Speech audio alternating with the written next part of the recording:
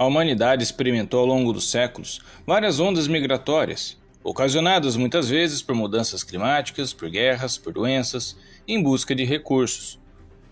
Em vídeos anteriores, observamos essas mudanças populacionais e seus impactos, como a ocorrida com os povos do grupo linguístico indo-europeu e com um dos seus subgrupos desse ramo, os arianos, onde fica demonstrado que a nossa espécie está sempre em deslocamento e se adaptando, e que nesse processo, vários agrupamentos surgem com características singulares, tanto na sua genética como nos seus idiomas, como pequenos ramos iniciais que crescem em galhos separados, mas ainda são parte da mesma árvore. A migração indo-europeia foi uma que marcou o mundo até os nossos dias, mas outro grupo que também teve um impacto similar como um pequeno ramo, mas que se tornou num grande galho, é o do povo semita. E nesse vídeo, conheceremos mais sobre esse grupo humano e como que ele deixou sua marca na história.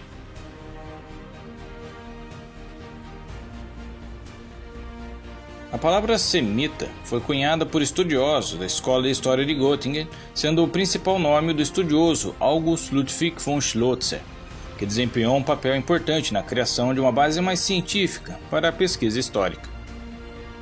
Ele, com a ajuda de seus pares, cunharam as definições raciais atuais dos termos semítico, camítico e jafético. A publicação do livro Introdução à História Sincronística Universal, de Johann Christoph Gatterer, de 1771, outro estudioso colega de Schlosser, foi a primeira publicação a usar esses termos em um sentido étnico e que buscavam referências bíblicas para determinar a origem comum de tais povos. E apesar de algumas diferenças religiosas e tradicionais, os semitas compartilhavam, segundo o Antigo Testamento da Bíblia, o fato de serem todos descendentes do personagem chamado Sem, filho de Noé. Apesar do apelo à ciência nessa época, é inegável que a técnica levava em conta a compreensão literal do Gênesis bíblico. O uso desses adjetivos no sentido de nomear etnias surge nesse ponto da história, sendo que antes das décadas de 1770 não se usava essa terminologia. Inclusive, o termo caucasiano foi cunhado nessa mesma academia alemã em 1780. Esses termos foram desenvolvidos e usados por vários outros estudiosos ao longo do século seguinte. No início do século XX, as classificações pseudocientíficas de Carleton Stevens Kuhn incluíam os povos semíticos como semelhantes em aparência aos povos indo-europeus, do noroeste do Cáucaso e de outros ramos da língua cartveliana, evidenciando um equívoco gerado devido ao entrelaçamento de estudos linguísticos e estudos culturais. Mas o termo também passou a ser aplicado às religiões antigas, semíticas e abraâmicas, e etnias de diversas culturas associadas por distribuição geográfica e linguística. Há muitos debates sobre o uso do termo semita no âmbito racial, e o uso desse termo para esse sentido se tornou obsoleto a partir da segunda metade do século XX.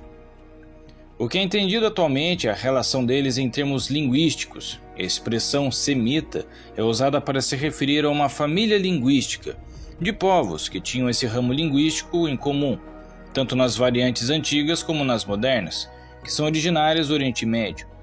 E veremos agora as possíveis origens desse grupo linguístico e os povos que fazem parte desse grupo. Mas antes de nos aprofundarmos no tema, gostaria de pedir, se for possível, que deixe um joinha no vídeo e que compartilhe com mais pessoas. Isso ajudará o nosso canal a levar nosso conteúdo para mais pessoas e fortalecerá o meu trabalho na plataforma.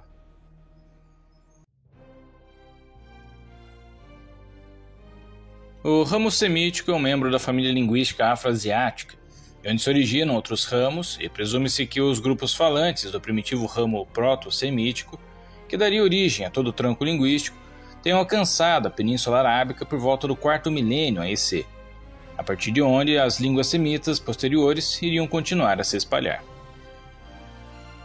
Não há um consenso quanto à localização exata do surgimento desse grupo, mas existem várias localizações possíveis para as origens pré-históricas dos povos de língua semita, e o consenso da maioria dos estudiosos é que as línguas semíticas se originaram na região do Levante por volta de 3.800 a.C. da Era Comum, e a partir daí foram introduzidas na região do Chifre da África por volta de 800 AEC, vindos do sul da Península Arábica e posteriormente para todo o norte da África. No entanto, outras pesquisas atribuem que o ramo linguístico semítico se originou de uma ramificação de uma língua ainda mais antiga na Ásia Ocidental ou no norte da África, talvez no sudeste do Saara, e pode ter sido o processo de desertificação desse grande deserto que forçou seus habitantes a migrar no 4º milênio AEC. Alguns foram para o sudeste, onde hoje são a Eritreia e a Etiópia, outros para o noroeste, fora do norte da África, em direção às terras de Canaã, Síria e o Vale da Mesopotâmia. O que a arqueologia conseguiu achar até agora é que entre os séculos 30 e 20 antes da nossa era, as línguas semíticas eram faladas e escritas por uma vasta área que abrangia parte do Antigo Oriente Próximo, incluindo o Levante, a Mesopotâmia, a Anatólia, a Arábia e a Península do Sinai.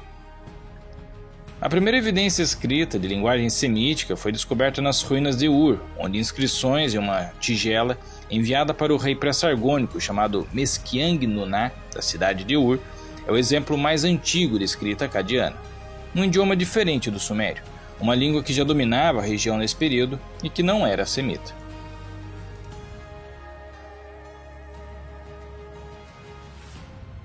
Não há um estudo genético que conclua a origem de forma definitiva, mas o haplogrupo J do cromossomo Y é muito presente nas áreas de abrangência onde os ramos semitas surgiram, sendo constatados que duas divisões cladísticas, a JM267 e a JM172, são encontradas hoje em frequências significativas em muitas áreas próximas ou dentro da Península Arábica e Ásia Ocidental. Em partes fora do continente asiático, é encontrado em frequência muito maior no Sudão, Etiópia e partes do norte da África, e entre a maioria dos povos do Levante, incluindo os grupos judaicos, e também, em menor extensão, em partes do Cáucaso. As análises genéticas recentes sugerem que os vários povos semitas compartilham um ancestral comum significativo, mas devido a diversas migrações ao longo da história, não podemos falar de um grupo étnico homogêneo. Muitas línguas compõem a família semítica, incluindo o já mencionado acadiano, o garítico, o fenício, o hebraico, aramaico, árabe, etíope e amorita, sendo muitas vezes classificados como semíticas ocidentais e semíticas orientais. Embora existam diferenças significativas e contribuições de outros grupos ao longo da história, são um conjunto linguístico composto por vários povos que possuem traços culturais em comum. A partir do período de 3000 a.C.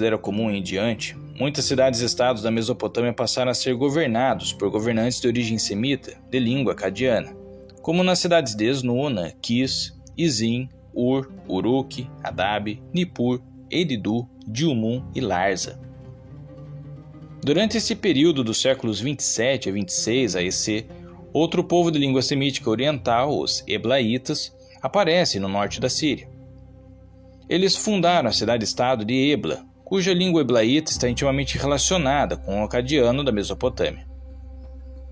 Os acadianos, assírios, babilônios e eblaitas foram os primeiros povos a falar uma língua semítica e usando uma escrita cuneiforme originalmente desenvolvida pelos sumérios, e as características mesopotâmicas e acadianas e as formas gramaticais sobreviveram no dialeto aramaico oriental. É notável a expansão desses grupos linguísticos por toda a extensão dos rios Tigre e Eufrates, bem como em locais dominados pelo Império Acadiano e por outras civilizações mais tardias, como a Síria e Babilônia, bem como as do Levante e Canaã, a Península do Sinai e as regiões mais ao sul e a leste da Anatólia e a nordeste da Arábia. E não há evidências escritas ou arqueológicas de uma língua semítica presente no norte da África, no chifre da África ou no Cáucaso durante esse período, fazendo perceber que foi uma expansão gradual. Mas como que aconteceu essa expansão?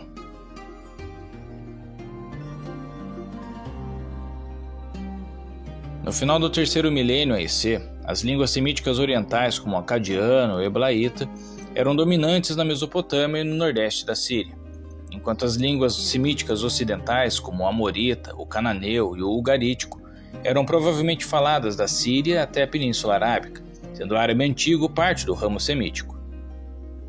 O antigo Império Assírio, o Império Babilônico e, em particular, o Império Assírio Médio facilitaram o uso do acadiano como língua franca em muitas regiões fora de sua terra natal.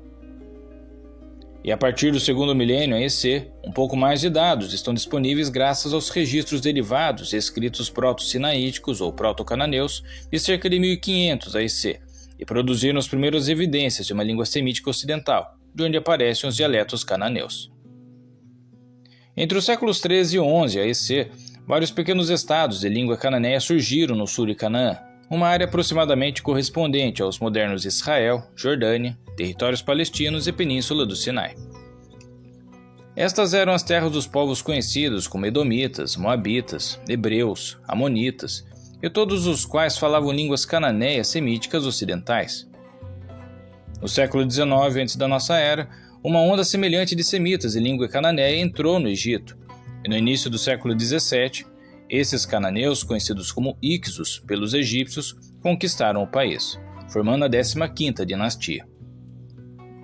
Vale ressaltar que no Antigo Egito, os nativos eram falantes de uma língua afro-asiática não semita. Já as línguas semíticas etíopes são atestadas pela primeira vez no século IX AEC, com as primeiras inscrições em proto-gueês, oriundas do reino de Damate, usando uma variação do alfabeto árabe. Os fenícios foram outro grupo cananeu, que dominaram as costas da Síria, Líbano e sudoeste da Turquia a partir do século XIII AEC, fundando cidades-estados como Tiro, Sidon, Biblos, Arwad, Beirute, Antioquia, entre outras, que eventualmente espalhou a sua influência por todo o Mediterrâneo, incluindo a construção de colônias em Malta, Sicília, a Península Ibérica e as costas do norte da África, fundando a sua principal cidade-estado no século IX AEC, a grandiosa Cartago. Os fenícios criaram o conhecido alfabeto fenício no século XII AEC, que acabaria por substituir o tradicional estilo cuneiforme feito em barro.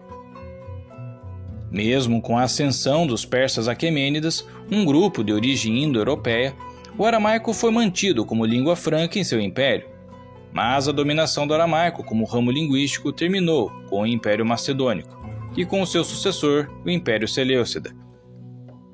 Depois que Alexandre o Grande conquistou o Império Aquemênida, seus sucessores introduziram o idioma grego como língua oficial.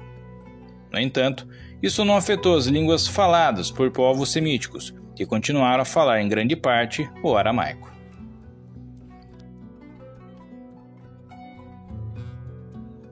A partir do 7º século da nossa era, o idioma árabe gradualmente substituiu o aramaico como parte de um processo constante de arabização e islamização, acompanhado pelo fluxo migratório que saiu da Península Arábica. Embora a língua, a escrita e a literatura siríacas continuassem a exercer influência sobre o árabe até a Idade Média.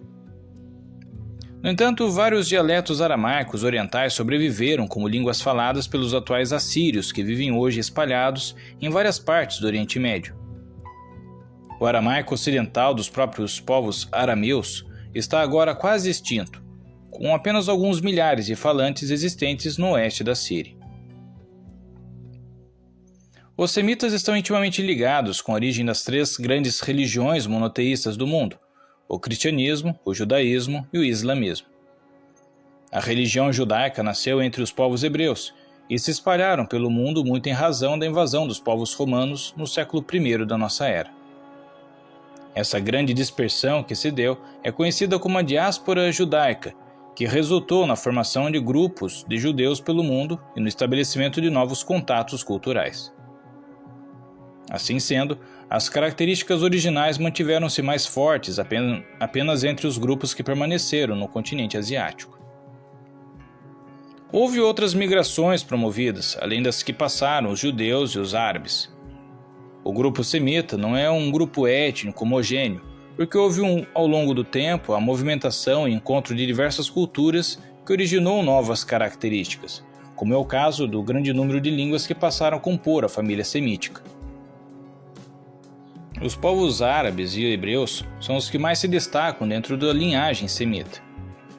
Esses vários povos passaram por diversos conflitos, especialmente com povos de origem europeia no decorrer do tempo. E a partir dos últimos séculos, com base nos estudos já mencionados como o de Schlotzer, um grande sentimento preconceituoso foi tomado por europeus que usaram mal esses estudos. A perseguição judaica ocorrida culminou em grandes atrocidades como esse povo no século XX, onde a Alemanha nazista se destacou na perseguição e eliminação de povos de ascendência judaica. O muito popularmente difundido termo antissemita se populariza nesse período e é utilizado em muitas ocasiões como sinônimo de condutas e posturas contra os judeus. Mas é importante frisar que esse termo denota um grande preconceito a todos os povos remanescentes de origem semítica, não só judeus. Com a eliminação do Estado nazista na década de 40, houve a criação do Estado de Israel, gerando um clima de muita instabilidade e confrontos na região do Oriente Médio, levando esses povos semitas, povos irmãos em muitos aspectos, a se degladiarem entre si, em disputas que ainda não aparentam solução. Espero que tenha gostado dessa viagem no tempo e tenha lhe acrescentado algo de bom com essa história. E se chegou até aqui, não esqueça de deixar um joinha no vídeo, de se inscrever e compartilhar com seus amigos. Isso apoiará o canal a crescer e a levar para mais pessoas o nosso conteúdo. Deixe também um comentário sobre o que achou desse tema. E se quiser sugerir outros temas, ficarei feliz em colocar na minha lista de assuntos para o canal. Na descrição tem links para livros e cursos que talvez lhe interesse, e se gosta de ler, há uma biblioteca com alguns dos clássicos da literatura a preços bem acessíveis. Nos cards finais deixei algumas sugestões de vídeos relacionados que talvez aprecie. Muito obrigado e até a próxima história!